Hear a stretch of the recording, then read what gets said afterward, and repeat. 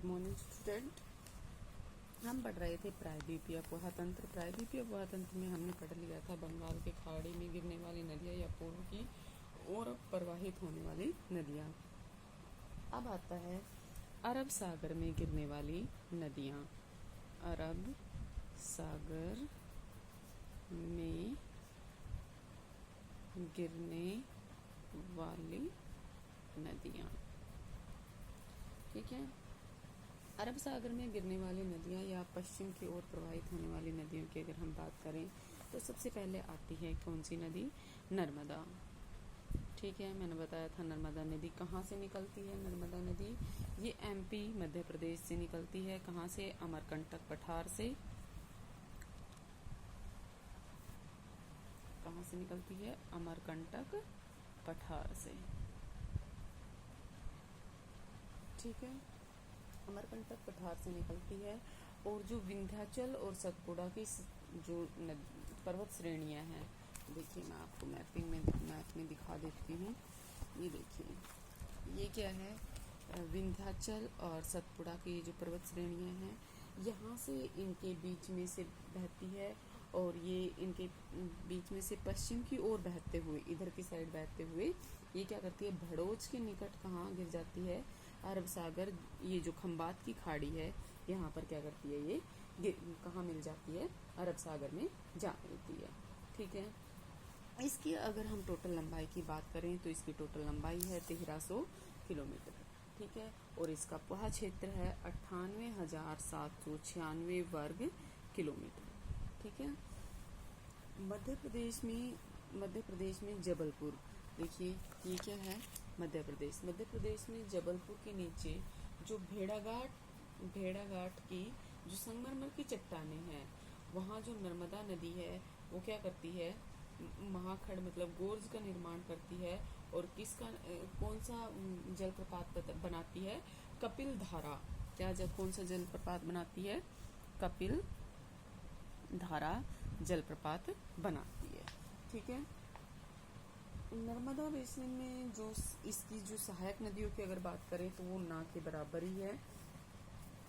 ठीक है, यहाँ इसकी कोई मतलब बहुत फेमस सहायक नदियाँ नहीं हैं। और एक सरदार सरोवर बांध है। सरदार सरोवर जो बहुमुखी योजना है वो इसी नदी पर बनाई गई है। ठीक है, इसके बाद आती है सेकंड नंबर पे तापी। ठीक है, तापी या ताप्ती नदी। ठीक है, ये कहाँ से निकलती है? ये भी एमपी से निकलती है। एमपी में बैतूल जिले में क्या है? बैतूल जिले में महादेव की पहाड़ियाँ हैं। क्या है? महादेव की पहाड़ियाँ, वहाँ से ये नदी निकलती है।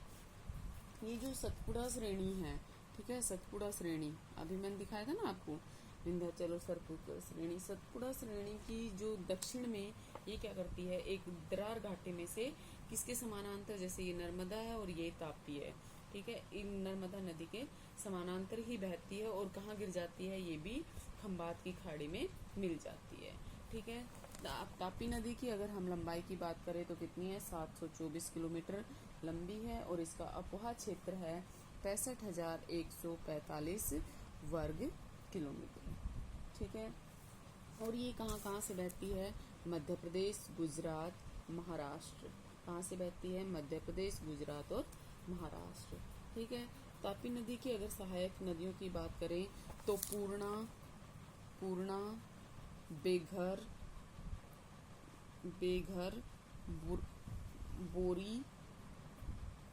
बोरी और एक है गिरना।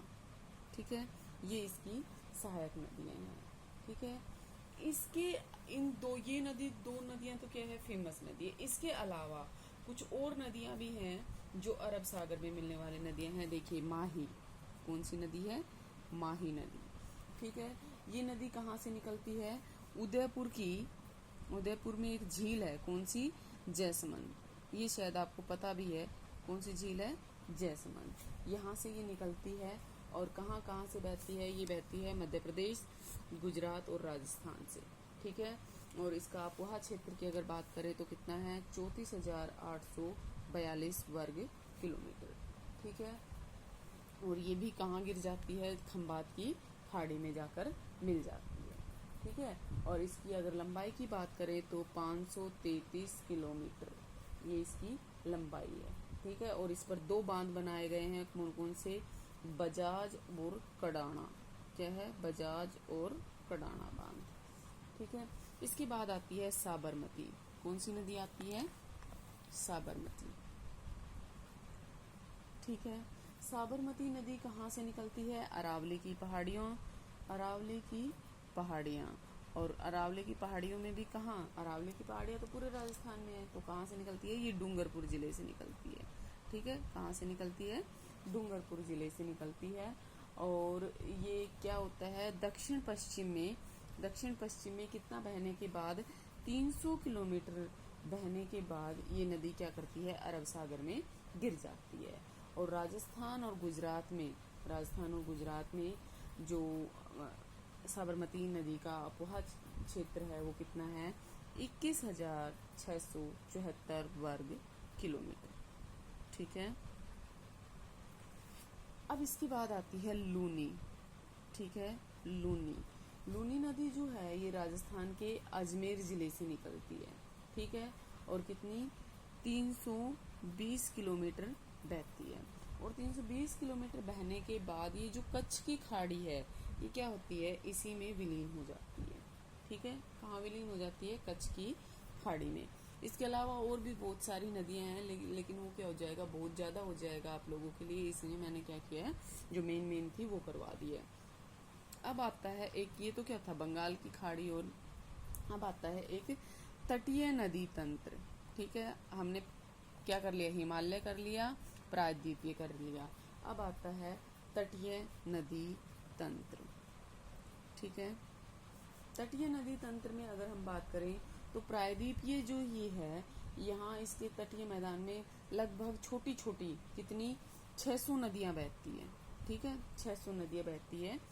और ये जो नदियाँ हैं ये क्या करती है, संकरे और सामान्यतः जो खड़े ढाल वाले होते हैं तल, उसमें वहाँ से बहती है।